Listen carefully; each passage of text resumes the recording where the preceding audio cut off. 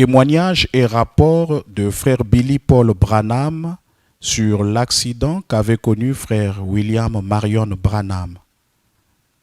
26 janvier 1966 au Ramada, Phoenix, Arizona. J'aimerais remercier frère Williams du chapitre des hommes d'affaires du plein évangile ici à Phoenix et les directeurs internationaux pour cette occasion de prendre la parole lors de ce service commémoratif pour mon père. Comme la plupart d'entre vous le savent, je n'ai pas l'habitude de parler. Quelque part dans le choix de Dieu, il m'a permis d'être celui qui a voyagé avec mon père pendant les 12 ou 14 dernières années dans ses campagnes d'évangélisation. De ce que je me rappelle, la première fois que j'ai donné une carte de prière dans une réunion, c'était ici à Phoenix, lorsque frère Branham a eu le service sous la tente. Je crois que c'était ici, sur la rue West Baker, et je pense que c'était en 1950. Depuis ce temps, j'ai voyagé avec lui constamment, sauf pendant 1 an alors que j'étais à l'école biblique. Frère Williams m'a demandé si j'allais parler. J'ai dit non, mais il m'a dit que beaucoup de gens avaient appelé pour savoir comment tout s'était passé. Je ne sais pas si j'ai la capacité de le faire ou pas, mais je vais faire de mon mieux. Frère Branham et moi avions prévu de retourner dans l'Indiana pour avoir quelques soirs de réunion. Il avait en tête de parler d'un sujet intitulé « La trace du serpent ». Il m'a dit de contacter frère Wood, qui est un administrateur de notre église et un ami très proche de frère Branham pour s'enquérir de l'auditorium de l'école pour les réunions. C'est ce que j'ai fait. Et avant que frère Wood me rappelle pour la confirmation, papa m'a appelé et a dit « Je ne pense pas que nous devrions le faire. » Il a dit « Nous allons juste rentrer chez nous pour les fêtes. » Ainsi, nous sommes partis le 18 décembre. Il est venu à la maison comme d'habitude ce matin-là. Et vous, les habitants de Tucson, Phoenix, vous êtes au courant du mauvais temps qu'il faisait. Il pleuvait depuis plusieurs jours. Aussi, il avait mentionné le soir d'avant que nous allions simplement porter nos vêtements de chasse parce qu'il pensait qu'il soit possible que nous ayons du mauvais temps tout le long du trajet. Il est arrivé ce matin-là vers 6 heures. Nous avons quitté Tucson, ma famille et moi, avec sa famille. Il me suivait comme d'habitude dans son station wagon. Nous sommes partis vers 6 heures et avons pris notre petit déjeuner à Benson. Nous avons roulé jusqu'à Alamogordo, au Nouveau-Mexique, et avons dîné. Mon fils Paul avait voyagé avec son grand-père presque toute la journée, et aussi à cause de mon frère Joseph. Lorsque nous avons quitté le restaurant après avoir mangé, j'ai fait monter Paul dans ma voiture avec moi, parce que je voulais qu'il fasse sa sieste. Papa m'a parlé et a dit « Ça va, laisse-le rouler avec moi ». Nous sommes donc allés jusqu'à Clovis, au Nouveau-Mexique, et nous avons soupé dans un petit endroit, je pense que c'était au restaurant Denise. Nous sommes sortis, et il faisait très froid. Nous avons entendu dire qu'il allait y avoir de la neige dans la région d'Amarillo cette nuit-là. Alors, avant de quitter le restaurant, papa a dit « Jusqu'où penses-tu que nous devrions aller, Paul ?» J'ai dit « Oh, ça ne me dérange pas. » J'ai dit « Lois se sent mal, alors je pense que nous ferions mieux de rester à Amarillo. » Il a dit « C'est très bien. » Alors, il est monté dans sa voiture et pour une raison que je ne connais pas, mon petit frère Joseph s'est arrêté et allait monter dans ma voiture. Vous savez comment c'est lorsque vous voyagez avec des enfants. La voiture était plutôt bondée et normalement, je ne l'aurais pas laissé monter. Je suis certain que ma femme non plus, ma mère non plus, et je sais que papa ne l'aurait pas fait, à moins qu'il se trouvait dans la volonté divine de Dieu de le faire. Alors il est monté dans la voiture avec moi. On venait juste de traverser la frontière du Texas, à environ 130 ou 145 km d'Amarillo, quand j'ai vu une voiture qui venait et le phare du côté du conducteur de cette voiture ne marchait pas. Au début, je pensais que c'était une moto, parce qu'elle était juste sur la ligne du milieu. Je n'y ai pas vraiment prêté attention. C'était juste un peu après la tombée du soir, je dirais vers 7h30. Comme elle s'est rapprochée, j'ai pu voir que c'était une voiture et que l'un des phares était éteint. Comme je l'ai dit, c'était du côté du conducteur. Le phare que j'avais vu était en plein milieu sur la ligne. Et donc, naturellement, toute la voiture était de mon côté de la route. J'ai dévié vers la droite, j'ai klaxonné et j'ai juste vu dans mon miroir que je l'avais évité. J'ai vu la voiture se ranger du côté droit de la route. J'ai regardé à nouveau et j'ai vu deux voitures se heurter. La voiture avait dévié directement en direction de papa. Tout ce que je pouvais voir, c'était deux voitures allant dans deux directions. La voiture de papa venait dans ma direction. Ma femme a hurlé. Elle a dit, « C'est ton père. » J'ai dit, « Non, il y a une voiture que je venais de dépasser qui est entre papa et moi. » Je pensais que papa était encore dans la voiture derrière eux. J'ai donc appuyé sur mes freins pour leur venir en aide. Quand je suis revenu à l'endroit de l'accident, l'un des garçons était allongé sur la route. Je suis monté sur l'autoroute. Il y avait de la bière, de l'alcool, quelque chose, je ne sais pas, partout sur la route. J'ai vu cette voiture à ma gauche dans le fossé. J'ai tourné sur la route. Et quand mes phares l'ont éclairé, c'était papa. Tout ce que je pouvais voir, c'était sa tête qui dépassait. Pour ma part, je ne peux que vous dire ce que j'ai pensé. Je pensais qu'il était mort. J'ai dit à ma femme, il est mort. Alors elle est vite sortie de la voiture et a couru là-bas. C'était comme si un train de marchandises l'avait heurté. Une telle collision. J'avais laissé Joseph et mon fils Paul dans la voiture remonter les fenêtres et verrouiller les portes. Et je leur avais dit de rester assis là. Papa et moi avons fait beaucoup de routes ensemble. Et nous avons vu beaucoup de choses, beaucoup d'accidents. Et j'ai vu beaucoup de gens mourir. J'ai vu beaucoup de gens morts sur le coup sur la route.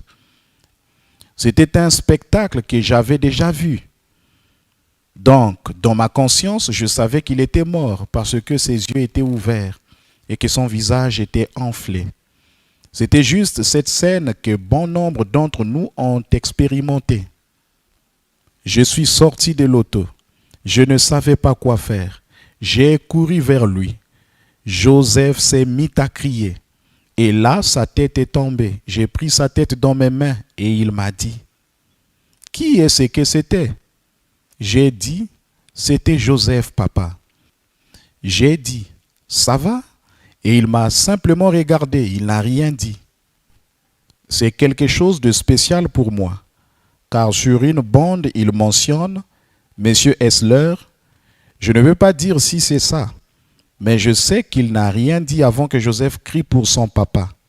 C'est là que papa a dit, « Dis à Joseph que tout est OK ». Mon épouse parlait avec maman et essayait de la réveiller. Elle m'a crié et a dit, « Billy, ta mère est morte. » J'ai couru jusque-là et je l'ai finalement trouvée sous le tableau de bord près du chauffage. J'ai posé ma main sur elle. J'ai pris son bras, mais je ne détectais pas de pulsation. Et sur son cœur, je n'en trouvais pas non plus. Je ne saurais dire, mais je ne pouvais pas détecter de pulsation.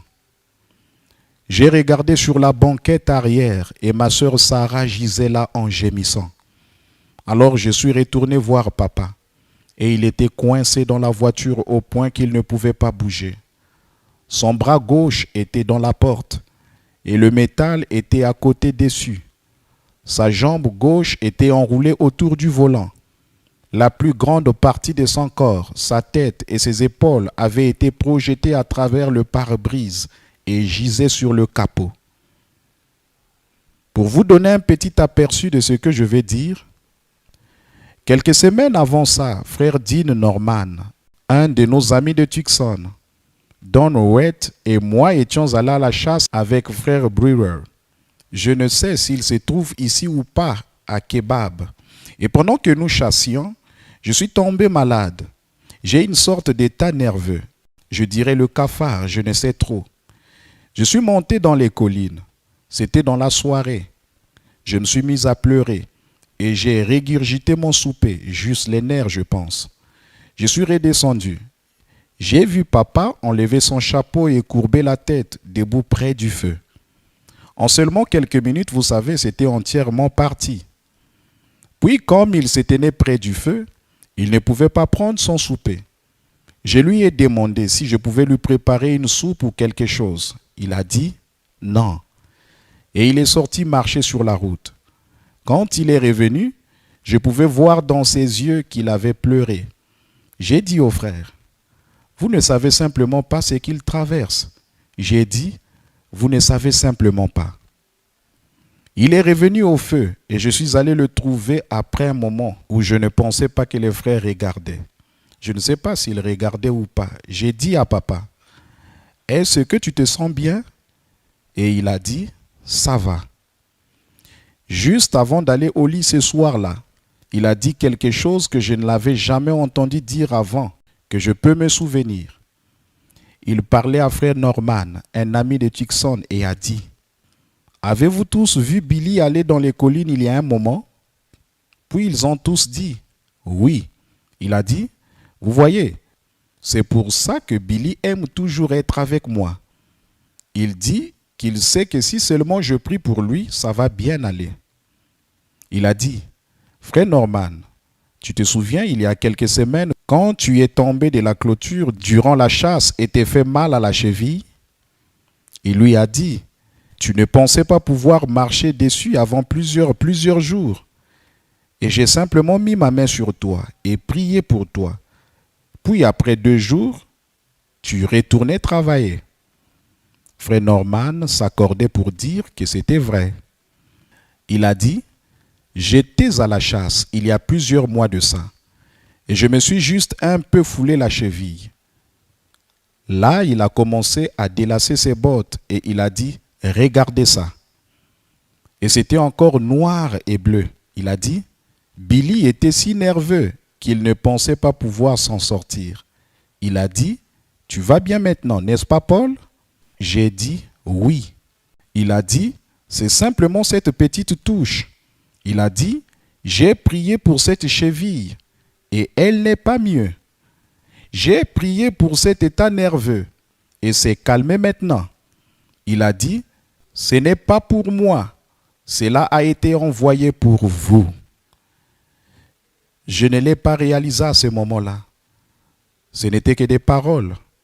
Mais le soir de l'accident, il m'a regardé et a dit, peux-tu me sortir de là? Eh bien, j'ai essayé, j'ai vraiment essayé. J'ai dit, non, impossible papa. J'ai dit, papa, regarde-moi.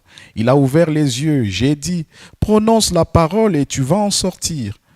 J'avais sa tête dans mes mains comme ça. Il a tourné la tête vers la droite sans prononcer un mot. Il a juste détourné la tête comme ça. Alors j'ai compris ce qu'il voulait dire quand il a dit que ce n'était pas pour lui, que c'était pour nous.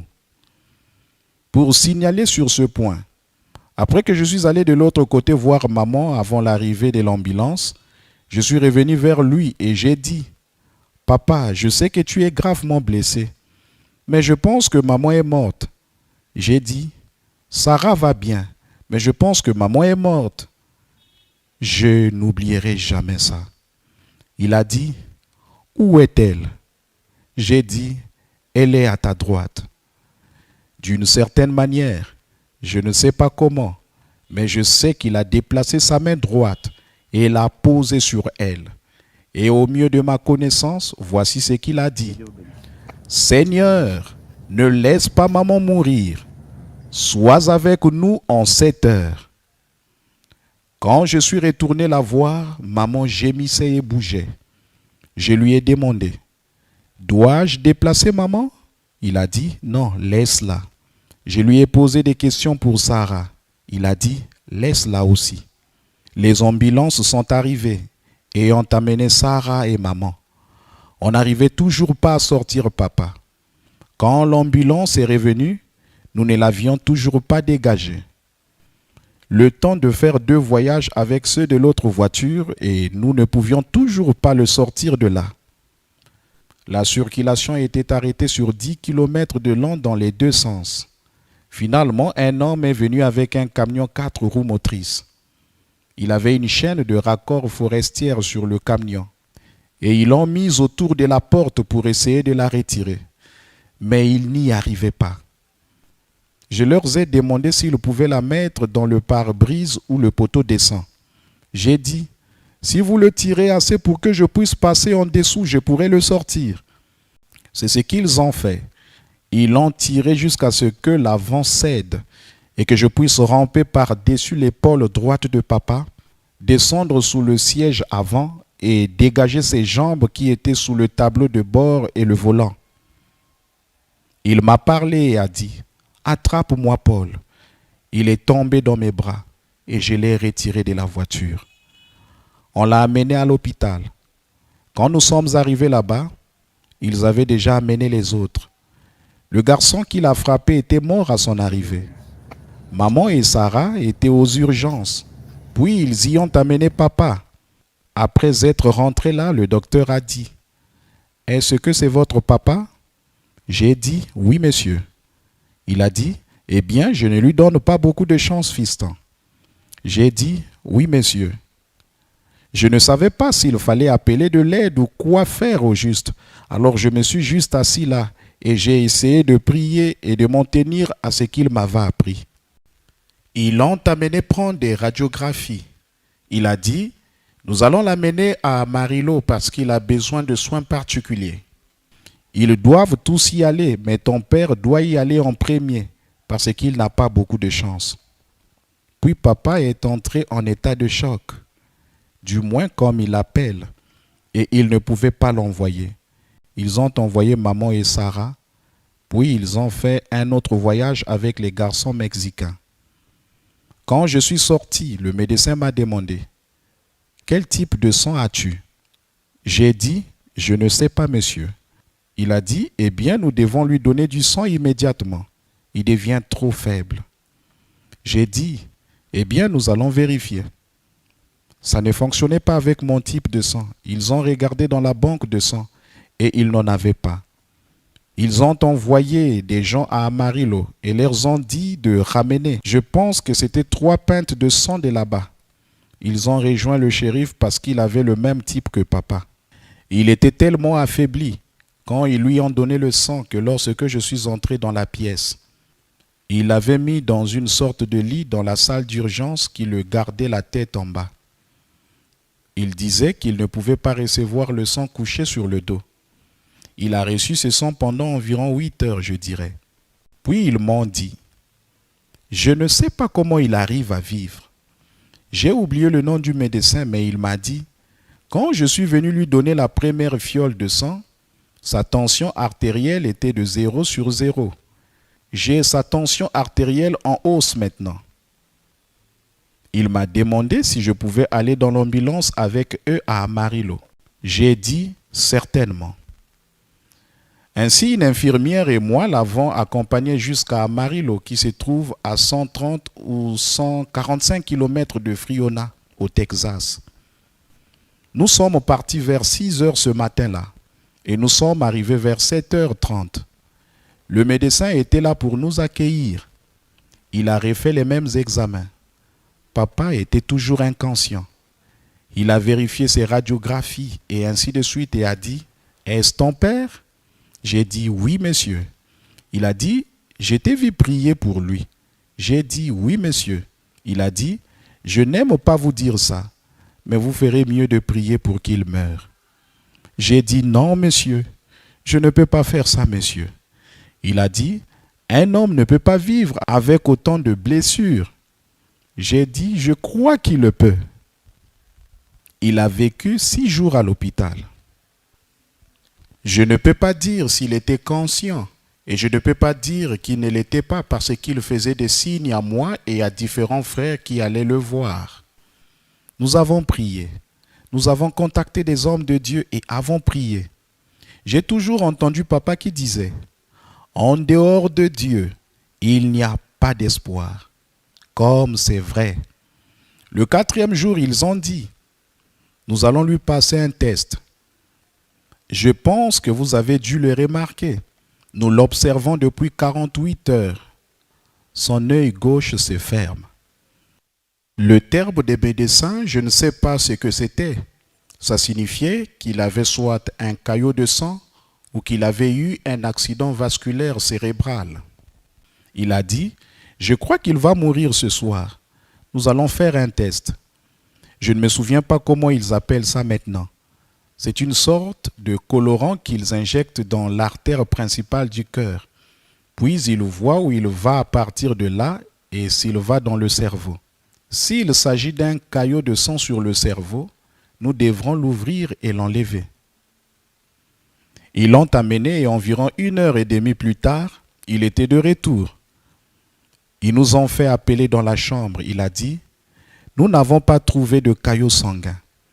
Je me trompe peut-être, mais à ma connaissance, il a dit, le sang ne passait plus par la veine jugulaire. Il a dit, le cerveau de ton père enfle. Quand le cerveau touche le crâne, c'est fichu. Je vais lui faire un peu de place ici pour qu'il puisse enfler. Et je vais lui donner des médicaments pour essayer de réduire l'enflure. Parfois ça marche, parfois ça ne marche pas. C'est ce qu'ils ont fait. Et il a vécu 2 jours de plus, comme il s'y attendait. Puis la veille de son décès, nous chantions dans la salle d'attente de l'unité de soins intensifs. Nous étions tous assis à l'extérieur, chantant et priant. Il faisait très sombre. Je crois que l'un des frères a mentionné ça hier soir.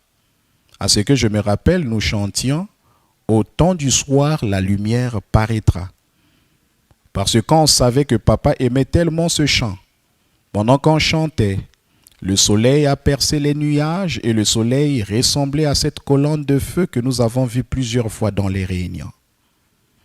Je savais alors que le temps était proche. Le 24 décembre, à la veille de Noël, j'étais au 1er étage.